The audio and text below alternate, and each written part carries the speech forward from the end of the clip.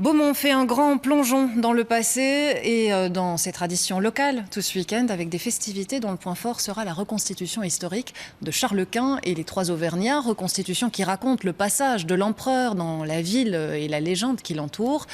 10 000 personnes sont attendues et à l'heure qu'il est, la ville se prépare. Le reportage de Joël Merthe. Beaumont a sorti les bannières et les étendards aux couleurs de la ville, mais aussi et surtout de son prestigieux hôte Charles Quint. L'heure est aux dernières mises en place, le moment aussi pour les Beaumontois d'aller chercher leurs costumes. Je suis le Mambour des pauvres. C'est le CPS de ce temps-là. C'est tout ce qu'on m'a expliqué. Voilà.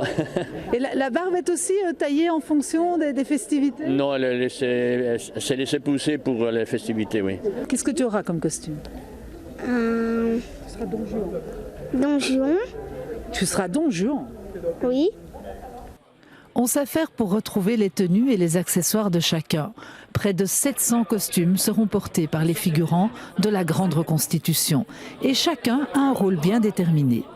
Il y a beaucoup de personnes qui gardent le même rôle, mais bon, les gens demandent ce qu'ils ont envie de faire, ou bien c'est nous qui proposons des rôles en fonction de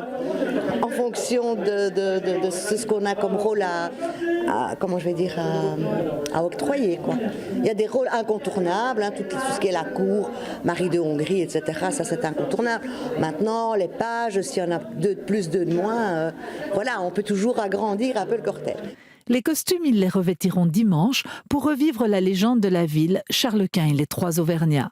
De passage à Beaumont, l'empereur est agressé par 3 colporteurs qui ne l'ont pas reconnu. Ils sont rapidement arrêtés. L'offense était très forte vis-à-vis de l'empereur Charles Quint, mais aussi au comte de Beaumont et à la ville de Beaumont elle-même qui accueillait l'empereur. Et donc, le verdict n'a pas mis longtemps à être promulgué, c'est-à-dire qu'ils ont été pendus sur le coup d'une heure. Demain, comme tous les 5 ans, un des pendus prononcera ce qui est devenu le dicton de la ville de Beaumont.